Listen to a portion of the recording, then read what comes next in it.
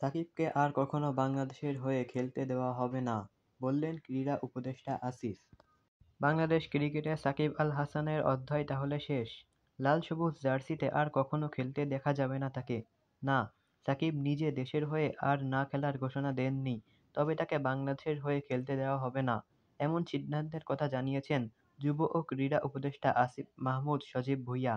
গতকাল সোমবার রাতে বেসরকারি টেলিভিশন চ্যানেল 24 এর সঙ্গে মুঠোফোনে দেওয়া এক সাক্ষাৎকারে এ কথা জানিয়েছেন সাকিব। এক ফেসবুক পোস্টের জোরে আসিফের সঙ্গে 2 দিন ধরে তার পাল্টাপাল্টি ভার্চুয়াল লড়াই চলছিল। সামাজিক যোগাযোগ মাধ্যমেও এ নিয়ে তর্ক-বিতর্ক চলছিল। এর মধ্যেই নিজে এমন সিদ্ধান্তের কথা জানিয়েছেন ক্রীড়া উপদেষ্টা আসিফ মাহমুদ। তিনি বলেন, তাকে বাংলাদেশের পতাকা বহন করতে দেওয়া যাবে না। বাংলাদেশের জার্সির পরিচয় বহন করতে দেওয়া এটা আমার পক্ষে কোনোভাবেই সুযোগ করে দেওয়া সম্ভব না।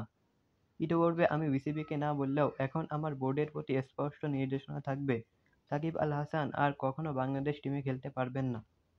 কেন এমন সিদ্ধান্ত, সেটাও ব্যাখ্যা করেছেন আসিফ মাহমুদ। যতবার সাকিব দেশে আসার জন্য চেয়েছেন, খেলার জন্য চেয়েছেন, বলেছেন, আমাকে জোর করে নমিনেশন দেওয়া হয়েছে। আমি রাজনীতির সঙ্গে জড়িত না। আমি শুধু এমপি ইলেকশনটা করেছি, এলাকার মানুষের জন্য কাজ করতে চেয়েছি।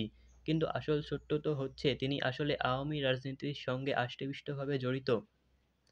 প্রমাণ বলতে আসিফ মাহমুদ আসলে সাকিবের একটা ফেসবুক স্ট্যাটাসের কথা বুঝিয়েছেন, যে পোস্ট থেকে এই বিতর্কের সূত্রপাত।